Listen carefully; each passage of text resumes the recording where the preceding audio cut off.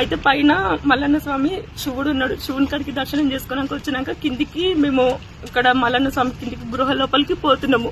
గృహ లోపలికి పోతుంటే నేను, మా అమ్మ, మా పిన్ని, మా ఇద్దరు మర్దల్లో ఉన్నాము. ఉన్న తర్వాత మమ్మల్ని లోపలికి వచ్చినాక మా ముందర ఒక 5-6 మంది ఉన్నారు.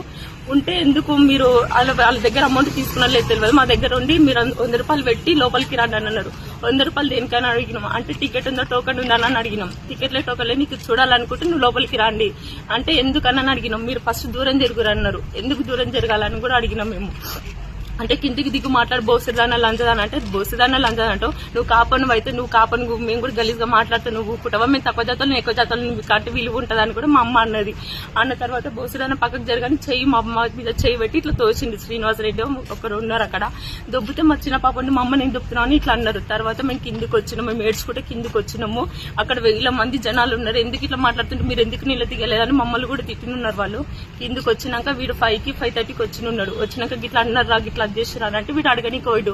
అమ్మని పిల్లలు, మా అమ్మని మా పిల్లలు ఎందుకు దిగుతారు మీరు, మీకు ఏం అవసరం అడగడానికి అని నేను ఈయనకు చెప్తే వీడు అడగడానికి పోతే అక్కడ వాళ్ళు లేరు. కొబ్బరికాయల రూమ్లు ఉన్నారు. గ్రూప్ లో పెట్టి చూసుకున్నారు, ఎంబల్లో చూసుకున్నారు.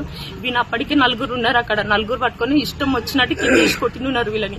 కొట్టిన తర్వాత ఉండి రూమ్ లకు తీసుకోరు, కొబ్బరికాయల రూమ్ లో తీసుకోవడానికి ఇష్టం వచ్చినట్టు 2-3 గంటలు కొట్టిరని నాకు కొడుతుంటే మా అమ్మ వీళ్ళు ఆపడానికి పోతే వీళ్ళిద్దరు రూమ్ లకు తీసుకోవాలి, ఇష్టం వచ్చినట్టు కొట్టిరు.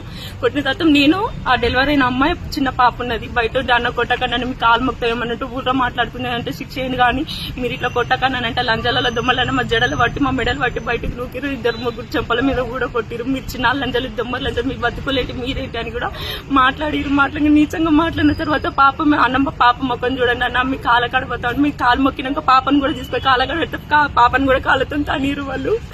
ఇప్పుడు ఏమో మళ్ళీ మొన్న హాస్పిటల్కి పోతే కూడా మళ్ళీ వీళ్ళని హాస్పిటల్కి పంపించిన తర్వాత రిపోర్ట్స్ అదేంటి స్లిప్లు ఇచ్చిన తర్వాత మీ కేసు తీసుకుంటాం, స్లిప్లు ఫస్ట్ హాస్పిటల్కి వెళ్ళి వచ్చిన తర్వాత ఆదేశం అన్నారు.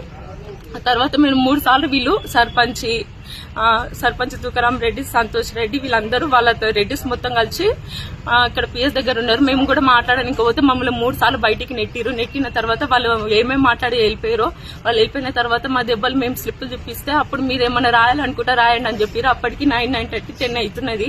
ఆ తర్వాత మమ్మల్ని బయటికి నొక్కినాక మాకు తోచింది మేము రాసినాం. అంత టైం అని కాబట్టి మేము ఎక్కువ కూడా రాయలేదు కంప్లైంట్.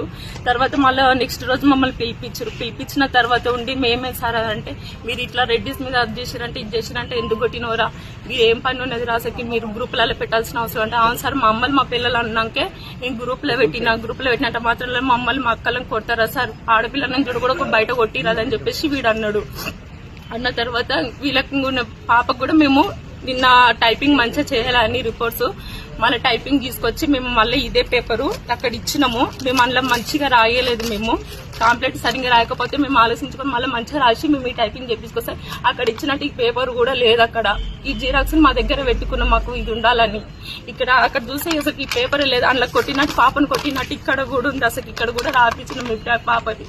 ఇప్పుడేమో మీరేం చేసిరో, మీరు పాలించినట్టు మీరేం చేసిరో పాపకి మీ వల్ల ఏమైందని ఇక్కడ మాట్లాడుతున్నారు సార్ మాట్లాడింది. ఎస్ఐ సార్ మాట్లాడిండు. మేమంటే లేదు సార్ మా పాపకి ఏం కాలేదు, అక్కడ వాళ్ళు తన్నీరు, కాకపోతే మా పాప మంచిగానే ఉంది, పాలు అవుతుంది కదా మంచిగానే ఉంది లేదని మేము అనుకున్నాం సార్. అయితే ఇప్పుడేమో సార్ ఏమో మీరే ఏం చేసుకున్నారు, ఫుడ్ విషయంలో పాల విషయంలో ఏమైనా అయ్యిందేమో అది మాకు సంబంధం లేదు, ఒకవేళ పాపకి పోస్ట్ మార్టం చేసినాక వాళ్ళు ఇట్లా ఏమైనా వెళ్తే అప్పుడు యాక్షన్ తీసుకున్నాం లేదని ఎస్ఐ సార్ చెప్పింది.